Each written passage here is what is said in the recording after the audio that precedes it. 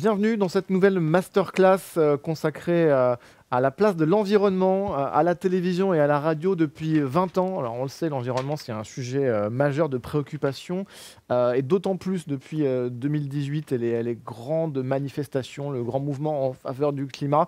Mais ça fait longtemps qu'on parle d'environnement dans les médias et c'est ce qu'on va voir avec vous, François Quinton et Géraldine Pouls. Bonjour et merci d'être avec nous.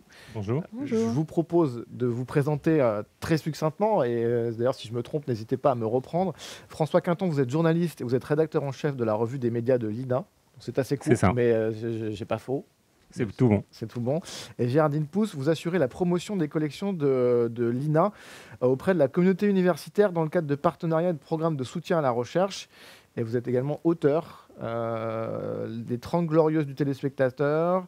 Et vous avez enseigné à l'université et mené des recherches. Vous enseignez à l'université et vous menez des recherches sur l'histoire de la télévision et des médias. Voilà. Un petit point pour nos spectateurs, téléspectateurs en visioconférence.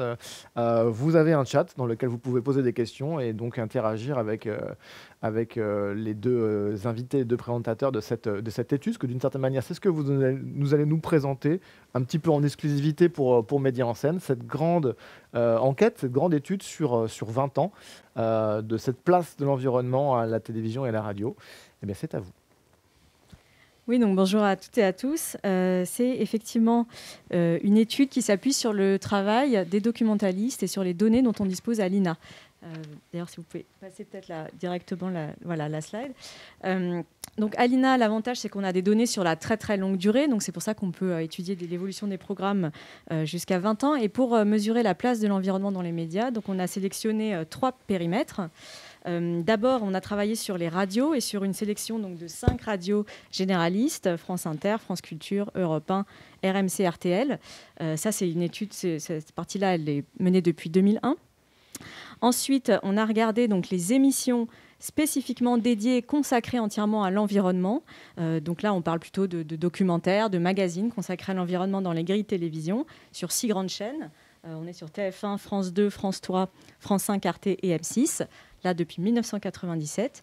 Et enfin, les JT du soir, de 5 grandes chaînes, TF1, France 2, France 3, Arte et M6, aussi depuis 1997. Alors, qu'est-ce qu'on voit ? Si on commence par les radios, pour rendre hommage à la belle maison qui nous accueille, on constate que, assez étonnamment, on a une médiation qui est quand même en baisse depuis 10 ans, une médiation de l'environnement qui baisse. Jusqu'à l'année dernière, avec une saison exceptionnelle en 2019-2020, où là, on a vu le nombre de programmes environnement, donc spécifiquement dédiés à l'environnement dans les grilles radio, multiplié par 3. Alors, jusque-là, quelle avait été l'évolution ? Donc, on avait une première hausse assez significative en 2005-2006, avec notamment une émission dont vous vous souvenez peut-être, Écolographie, présentée par Michel Field sur Europe 1. Ensuite, donc, un développement des programmes dédiés à l'environnement un peu sur toutes les radios, sur toutes les stations. Et un premier pic donc, sur la période 2009-2010. Et après, une décrue. Jusqu'à ce que je disais l'année dernière, 2019-2001, rebond exceptionnel, ce qui nous amène à quasiment évoquer un tournant environnemental dans les grilles radio. Alors, si on passe à la répartition entre les différentes stations de ces programmes, on observe sur les 15 dernières années une large domination des radios privées en termes de nombre de programmes dédiés à l'environnement. 67% des programmes consacrés à l'environnement sont diffusés sur des chaînes, sur les chaînes privées que nous étudions, avec une absence notable, c'est RMC, une chaîne qui se désintéresse complètement de la question. Voilà. Alors, si on regarde un autre indicateur qui est en revanche la durée des programmes, donc là on n'est plus sur le nombre d'émissions, on constate là une large domination des radios publiques. Sur la même période, en fait, en durée, 81% des programmes ont été, du volume des programmes a été diffusé sur une radio publique. En l'occurrence, donc, on parle de France Inter, France Culture. Donc ça s'explique assez bien si on se rappelle que ces chaînes ont une préférence pour les programmes longs, alors que les programmes plus courts sont favorisés sur les chaînes privées. Notamment, certainement, à cause de l'importance de la publicité, qui implique peut-être d'avoir des séquences un peu plus courtes. Mais donc un diagnostic un peu contrasté entre chaînes radio publiques et privées. Et je passe la parole à François. Alors, pour prolonger, on peut regarder comment la durée total des programmes environnement évolue selon les stations. On voit très nettement le pic, l'effet France Inter, ainsi qu'on l'appelle. Il est d'autant plus remarquable que sur l'ensemble de la période, le niveau médian annuel, c'est-à-dire si on prend le total de la durée des programmes environnement et qu'on qu'on divise les années en deux groupes, donc 50% des années en dessous et 50% au-dessus, le niveau qui sépare ces deux groupes d'années, c'est à peu près une centaine d'heures annuelles. Et là, la saison dernière, on a dépassé les 200 heures, donc c'est vraiment exceptionnel. Donc l'explication chez France Inter tient, pardon si vous pouvez laisser, merci. L'explication sur France Inter tient au changement d'une émission, particulièrement celle de Mathieu Vidard, la tête au carré, qui est devenue la Terre au carré, ce qui crée un programme vraiment quotidien dans la grille. Qui était une émission plutôt sur les sciences, qui était qui est devenue une émission clairement sur l'environnement, avec les sciences aussi, mais avec un fort prisme environnemental. C'est ça. Et donc ajouté aux autres émissions ou chroniques, au total, la durée cumulée de ces programmes dans la grille de France Inter a été multipliée par près de 4 la saison dernière. Donc c'est assez énorme. C'est pas du tout le même phénomène, le même constat à la télévision. Après une période assez florissante pour les programmes consacrés à l'environnement et un pic en 2009-2010, année de la diffusion du documentaire, par exemple, de Yann Arthus-Bertrand sur France 2, Home, et du quotidien Global Mag sur Arte. On voit une chute vertigineuse du nombre et de la durée cumulée d'émissions dédiées à l'environnement. Ça a été divisé par un peu plus de 5 en 10 ans. Donc c'est vraiment une évolution très forte. Et quelque part, cette évolution, elle semble assez paradoxale parce que, en fait, au même moment, l'environnement devenait, si on en croit l'enquête qui avait été conduite par le journal Le Monde, la Fondation Jean Jaurès et l'Institut Montaigne, l'environnement est devenu la principale préoccupation des Français. Voilà, donc on a comme ça un constat, un état des lieux un petit peu paradoxal. Si on va un peu plus dans le détail, on voit que deux chaînes se distinguent particulièrement, France 5 et Arte, qui pèsent ensemble 50% de l'offre de programmes sur l'ensemble de la période. Et M6 se distingue par une absence, on va dire, durable d'appétence en la matière. Donc de moins en moins de programmes spécifiquement dédiés à l'environnement, certes à la télévision depuis 10 ans. Cependant, les questions environnementales sont de plus en plus abordées dans des magazines généralistes, des magazines d'information. On a étudié, pour le montrer, 4 magazines emblématiques de ces grands magazines d'information, 7 à 8 sur TF1, Envoyé spécial sur France 2, C'est dans l'air sur France 5 et Zone interdite sur M6. Et on constate qu'en effet, depuis la saison 2002-2003, la présence de l'environnement dans ces émissions-là croît de manière assez significative. Alors c'est surtout très très frappant pour C'est dans l'air, qui apparaît en rouge sur le graphique que l'on vous montre et qui a diffusé 60% de tous les sujets environnement diffusés par ces émissions. Donc c'est vraiment... Alors que Zone interdite, visiblement, n'a pas beaucoup évolué. Voilà, Zone interdite, effectivement, traduit un petit peu des intérêts d'M6 qu'on a pu noter pour la question. Voilà, mais en tout cas, c'est vraiment un sujet pour C'est dans l'air. Et à noter aussi que Envoyé spécial, qui diffuse des reportages un peu plus longs, diffuse la moitié de la durée de l'ensemble de ces programmes. Donc en termes de durée, on est plutôt sur une domination d'Envoyé spécial. Donc on a... alors, pardon, il va me manquer une slide. C'est pas grave, il manque une slide, c'est pas grave, je vous fais quand même l'interprétation. La médiatisation de l'environnement dans les magazines généralistes, elle augmente. Est-ce qu'elle compense du coup la baisse de médiatisation de l'environnement dans des magazines dédiés? Alors, si on fait le bilan du volume total, en durée, ça compense pas complètement. Donc on a bien quand même une baisse en durée de la médiatisation. Ça ne compense pas complètement. Mais il y a quand même un déplacement partiel. Et donc, c'est ce qui nous permet d'avancer l'hypothèse que l'environnement est devenu quand même un sujet d'information générale, un sujet mainstream, si vous me passez l'expression. Voilà, et c'est ce que va confirmer l'étude des JT, donc, qu'on vous présente tout de suite.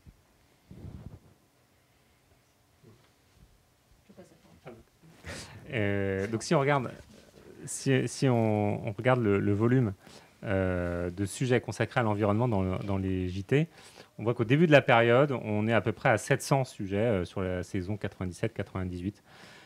Et au terme de la période, on est à un peu plus de 1500. Donc en un peu plus de 20 ans, le nombre de sujets consacrés à l'environnement dans les JT du soir a plus que doublé. Évidemment, vous remarquez qu'il y a des évolutions, il y a des fortes variations selon l'actualité. L'évolution n'est pas linéaire, mais malgré tout, la tendance est là. On relève aussi, ce n'est pas indiqué sur ce graphique, mais on a aussi regardé du côté de la durée totale des sujets consacrés à l'environnement dans les JT.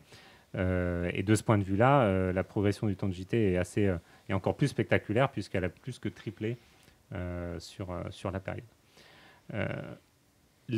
Parallèlement, les angles se diversifient, les angles de traitement de l'environnement.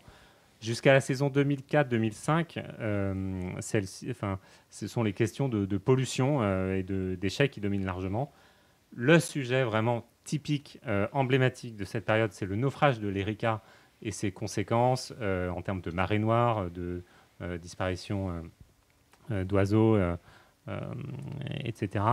Vraiment qui, en décembre 99, et qui est un des sujets vraiment principaux de cette période vraiment emblématique de cette importance accordée aux questions de pollution. Depuis 2003-2004, la pollution reste un sujet qui domine légèrement, mais beaucoup moins. Les angles se diversifient et on constate surtout la montée de la question du climat et de la biodiversité. Pour ce qui est du climat, plus spécifiquement, on voit là encore une médiatisation qui est en dents de scie, avec un pic lors de la COP 21. On voit que l'intérêt pour les sujets climatiques s'accroît en 2006-2007. C'est une année qui est marquée par un hiver anormalement doux, et puis aussi par la réunion à Paris du groupe d'experts intergouvernemental sur l'évolution du climat, le GIEC, pour son 4e rapport d'évaluation. On voit un deuxième pic en 2009-2010, dû essentiellement à la COP 15 qui se déroule à Copenhague en décembre 2009. Puis en 2015-2016, donc là c'est la COP 21 qui se déroule en France, qui se déroule au Bourget, près de Paris, de la fin novembre, du 30 novembre au 12 décembre. Et malgré ces pics, même s'il y a une évolution en dents de scie, on voit que l'intérêt semble perdurer et que sur les 4 dernières années, la question climatique devient le deuxième thème principal d'approche de l'environnement, les questions environnementales. Et si on regarde enfin la hiérarchie de l'information, la place qu'occupent les sujets environnementaux dans la hiérarchie de l'information des JT, là on relève des choses également très intéressantes. On a regardé pour chaque année, l'heure médiane, donc celle qui sépare en deux vraiment 50% des sujets au-delà de cette heure et 50% des sujets en deçà. On a regardé comment cette heure médiane évoluait selon les années pour voir si la place des sujets environnementaux évoluait ou pas dans les sujets de JT. On sait que c'est un enjeu très fort, c'est la place des sujets dans les rédactions des JT. Ce qu'on constate, c'est que tendanciellement, TF1 est la chaîne qui priorise le plus cette thématique dans les journaux télévisés. Le 20h de TF1 est aussi celui qui a le plus évoqué la thématique environnementale devant celui de France 2, pour un volume de sujets globalement équivalent. Et l'année où la priorité accordée à l'environnement est la plus forte correspond à la saison 99-2000, c'est-à-dire à l'événement du naufrage de l'Erika, dont on voit bien vraiment sur ce critère-là également l'importance et l'écho que cette actu a reçu. Ensuite, les sujets environnement sont repoussés, on va dire en deuxième partie de JT, avant un retour plus proche de 20h, notamment à la fin de la période, avec notamment les marches pour le climat qui ont égrené les 2 dernières années. Ouais, on peut s'arrêter là. Donc, juste pour vous dire qu'on a regardé aussi la répartition le volume des sujets environnement au sein des différents JT. Donc, on a aussi des données un peu sur l'évolution globale, effectivement, mais TF1 reste en tête. Et on a constaté une montée quand même en puissance de France 3 ces dernières années, ce qui n'était pas forcément attendu. Merci pour la présentation de cette étude. Alors, j'ai quelques questions à vous poser. D'abord, sur la méthode. Je me suis demandé, peut-être très naïvement, s'il y avait des gens qui avaient passé des heures et des heures à regarder des journaux, parce que donc l'INA, vous avez des archives depuis des années et des années. Comment vous avez réalisé, parce que quantitativement, j'imagine qu'il y a un nombre de documents énormes que vous avez dû traiter. Comment vous faites? Est-ce que c'est de l'intelligence artificielle ou est-ce que c'est une personne devant son ordinateur qui va regarder tout, écouter tout? Non, alors c'est la mission de l'INA de à la fois en effet archiver ces programmes, donc on a plus de 160 chaînes de radio-télévision qui sont captées 24 heures sur 24, mais aussi de les décrire de manière à ce qu'on puisse justement faire ces études. Alors on n'a pas encore tout à fait d'intelligence artificielle, même si on y travaille. Pour l'instant, ce sont des données qui sont en partie importées soit par nos fournisseurs, les diffuseurs, soit par des prestataires, mais c'est aussi le travail des documentalistes de l'INA de décrire très finement ces programmes, et c'est fait notamment de manière vraiment très précise avec des timecodes, par exemple pour le JT, ce qui fait qu'on a vraiment le temps de traitement de chaque sujet. Et donc, on a en effet des documentalistes qui décrivent les JT, notamment les JT du soir, de manière extrêmement fine pour nous permettre de produire ces données. Cette étude, donc, elle est diffusée aujourd'hui en exclusivité entre guillemets à Média en scène. Elle va être disponible où? Elle a, j'imagine, vocation à être vue par le plus grand nombre. Elle est disponible dès à présent sur le site de la Revue des médias de l'INA. La revue des médias.ina.fr. Qui a décidé à l'INA de faire ce travail, qui est un gros travail, et dans quel but? Alors, je rends à César. Mais honnêtement, je ne sais plus exactement d'où est... D'accord, bon, c'est mon idée. Okay. Vous n'êtes pas obligé, mais bon, quand même, si c'est la vôtre, appropriez-la vous. Écoutez, c'est une idée qui a émergé, je pense, lors de réunions régulières qu'on a avec différents interlocuteurs au sein de l'entreprise pour réfléchir à des sujets d'études. Et puis voilà, C'était aussi pour les citer une discussion qui intéressait nos partenaires et amis des Assises du journalisme. Et qu'on souhaitait travailler avec eux. Puis bon, le contexte a fait qu'on a travaillé avec eux sur d'autres thématiques, mais voilà.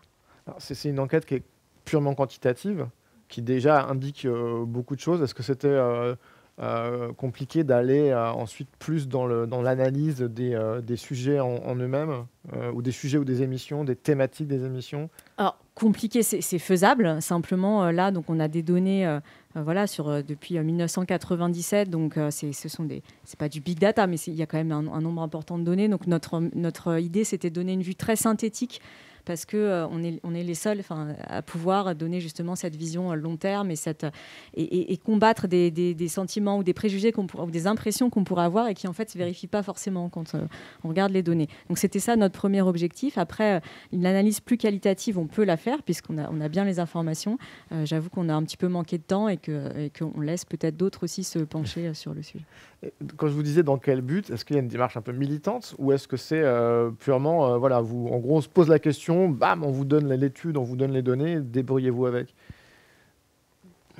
Disons je pense qu'on sent que c'est un sujet d'intérêt, de préoccupation croissant, qui a été confirmé par des études, que ce soit celle que j'évoquais tout à l'heure du monde de la Fondation Jean Jaurès et de l'Institut Montaigne, mais aussi dans le baromètre Kantar pour le journal La Croix, dans la confiance dans les médias, et puis dernièrement dans le dernier rapport du Reuters Institute, qui tous mettent en évidence cette appétence, cet intérêt fort de la part du public pour les sujets environnementaux, les sujets climatiques, etc. Donc, je dirais c'est ça qui a servi de déclencheur pour se dire, ok, on voit l'attente qui est exprimée, qui remonte de la part du public. Essayons de voir quantitativement la place vraiment que ça occupe dans les médias.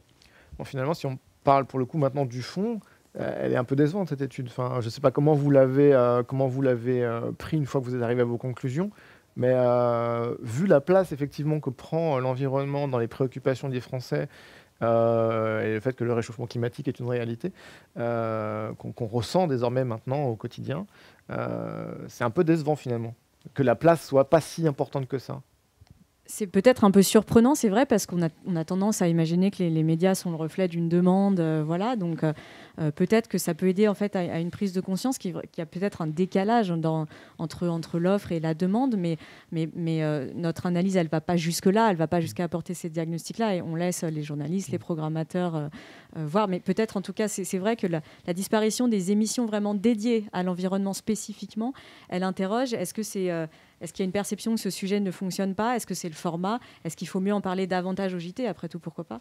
Voilà. Alors justement, en revenant sur cette question, alors là, ça ne fait pas partie de l'étude, mais comment est-ce que vous peut-être, vous êtes aussi des observateurs et des journalistes, et vous observez le monde dans lequel vous vivez, comment vous expliquez que ces émissions sur l'environnement soient moins nombreuses? Moi, je me rappelle quand j'étais plus petit, Ushuaïa sur TF1, c'était un peu un grand moment de télévision qui marchait très bien, présenté par Nicolas Hulot. Il y en a eu d'autres, bien évidemment.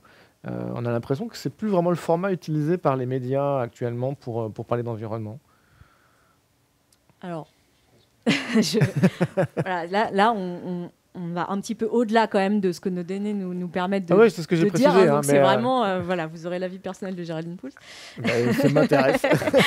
Mais il y a peut-être une question de tonalité, de traitement de ces questions. C'est-à-dire qu'effectivement, on était dans des émissions peut-être il y a quelques années très d'émerveillement, de promotion de la belle... Enfin, typiquement, le documentaire Home de Yann Arthus Bertrand, c'est d'admiration pour cette belle planète, avec quand même déjà un discours de sensibilisation. Mais voilà, là, je crois que compte tenu de l'urgence climatique qui se fait croissante et de l'inquiétude montante, c'est un sujet qui devient peut-être en effet traité de manière plus anxiogène ou plus sérieusement. En tout cas, c'est plus un sujet de réalisation de beaux documentaires. Par contre, ça peut être un sujet de reportage de fond, de reportage d'investigation, un sujet pour le JT aussi, quand il y a un peu des hard news, d'une actualité un peu brûlante sur le sujet.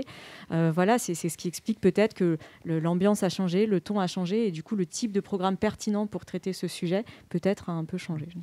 Dans cette enquête, il y a deux choses que je trouve intéressantes. C'est qu'on ne peut pas vraiment opposer le service public, télévision et radio, et les chaînes privées, parce que dans d'une donnée, ils vont être largement dominés par le service, les chaînes privées vont être largement dominées par le public, et inversement, ce qu'on voit dans vos analyses des JT, par exemple TF1, contrairement à d'autres chaînes peut-être du service public comme France 2, si on compare les 20 heures, vont avoir plus facilement tendance à mettre un sujet environnement plus haut dans le journal. C'est ce qu'on appelle la hiérarchie de l'information.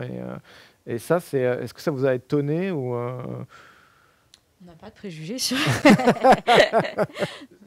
mais en tout cas, on peut peut-être revenir là-dessus, sur ce qu'il y a dans... je ne demande pas votre avis personnel, bien sûr, mais en tout cas, si on peut revenir sur les données de l'enquête sur ces deux points-là. Sur la hiérarchie de l'information, moi, je pense qu'on est parti sans a priori là-dessus. Quelque chose sur lequel je n'ai pas insisté, mais qu'on voit sur les courbes, c'est qu'elles suivent la même évolution. Il y a un décalage entre les chaînes, mais les deux JT sont sur les mêmes actus. Ils ne priorisent pas forcément de manière équivalente ensuite la place de ces sujets, mais l'évolution est similaire. Ensuite, sur les programmes, il faut voir que ce soit aussi bien les chaînes de télé que les radios, privées et publiques, ne sont pas forcément soumises aux mêmes contraintes. Les chaînes privées sont davantage dépendantes de la publicité, évidemment, donc qui rythment davantage la grille. Donc ça peut être un facteur d'explication au fait qu'elles privilégient des formats plus courts. Voilà. On pourrait néanmoins imaginer que comme c'est un sujet brûlant, sans faire de jeu de mots, l'attention du téléspectateur est bien là et donc les recettes publicitaires, l'audience va avec, donc les recettes publicitaires aussi. Je pense effectivement qu'on peut dire, en tout cas pour ce qui est des JT, que les écarts entre France 2 et TF1 existent, on les a montrés, ils sont quand même moins forts que les écarts avec les plus petites chaînes au sens de un peu moins d'audience. Ce sont 2 JT vraiment qui accordent une place importante à l'environnement. À l'inverse, on a des JT avec moins d'audience comme ceux de Arte ou de M6 qui, eux, consacrent moins d'importance à l'environnement. Et ça s'explique par des raisons, je pense, un peu différentes. Par exemple, Arte est la chaîne qui parle le moins d'environnement dans son JT, mais c'est la chaîne qui en parle le plus dans ses émissions. Programmes. Donc, voilà. Donc c'est un choix. Alors ça, vous n'en parlez pas dans cette étude, ce n'est pas pour faire une critique, mais est-ce que selon vous, ce déport entre guillemets de l'intérêt moindre entre guillemets sur ces médias des questions environnement se retrouve plus sur les réseaux sociaux ou des médias sur Internet? Est-ce qu'il y a, je ne sais pas si vous avez d'autres études à l'INA qui parlent de ça? Alors, on n'a pas utilisé les données qu'on a pour le faire. On a en effet, on suit un certain nombre de comptes de réseaux sociaux, de comptes Twitter, qui nous permettent en effet de voir un peu le bruit que font ces émissions sur le web, sur les réseaux sociaux. Il se trouve qu'on n'a pas pris ces données en compte, mais après on sait qu'il y a effectivement des médias emblématiques comme Brut qui font de l'environnement un de leurs sujets clés dans leur ligne éditoriale. C'est vraiment très très prégnant, les sujets sociétaux et l'environnement en particulier. Donc je pense que oui, mais il faudrait l'étudier, ça serait intéressant de voir, pour peu qu'on trouve des indicateurs un peu comparables, parce que comparer Brut à un JT, c'est quand même compliqué. Mais c'est pas tout à fait pareil. Voilà. Mais il y a d'autres médias, il y a des médias en ligne qui traitent de l'environnement de façon assez, comme ligne éditoriale, que l'environnement ou ces thématiques de développement durable. De France Télévisions qui accorde une place importante à ces questions. Mais là encore, on est sur Internet, sur les réseaux sociaux. Donc c'est d'autres vecteurs de diffusion vers une cible peut-être plus jeune également. Oui, je pense qu'on peut penser, on peut faire l'hypothèse que c'est le cas, effectivement, qu'il y a aussi ce transfert. Après, pour le mesurer et puis voilà, comparer des logiques de médias qui sont très différentes, c'est pas évident. Et ça, c'est une petite question pour moi, plus intellectuelle, mais est-ce que l'INA, du coup, archive Internet, ou ce qui se passe sur Internet, ou est-ce que c'est que la radio et la télé? Non, en fait, la radio et la télé maintenant sont sur Internet, donc en fait, on a suivi complètement le déplacement du paysage audiovisuel. Et donc, vous êtes encore dans le coup, c'est ce que je veux dire. Je vous rassure. Et donc, oui, on archive en effet donc, toute la production maintenant audiovisuelle. On est sur les médias, ça reste notre périmètre, on n'archive pas tout l'Internet. Mais ce que les médias diffusent sur Internet et aussi les pure players, en effet, leurs productions sont archivées. Sur YouTube aussi. Merci beaucoup, Géraldine Poulz, François Quinton, d'être venu à Média en scène dans des conditions très particulière. Voilà, c'est quand même pas évident de faire des conférences avec des masques, avec des distances, et puis surtout sans public. C'est ce qui fait vraiment la force de Média en scène, c'est d'être. Ces masterclass sont souvent en public et avec une interaction avec le public qui est malheureusement pas possible aujourd'hui pour cette édition, mais on vous retrouvera peut-être l'année prochaine dans d'autres circonstances. Et cette masterclass spécifique, vous pouvez la retrouver sur Média en scène dès à présent. Elle va être mise en ligne, la vidéo, tout de suite à la fin de cette conférence. Et donc on peut retrouver cette étude sur la revue des médias.ina.fr. Merci beaucoup. Merci. Au revoir.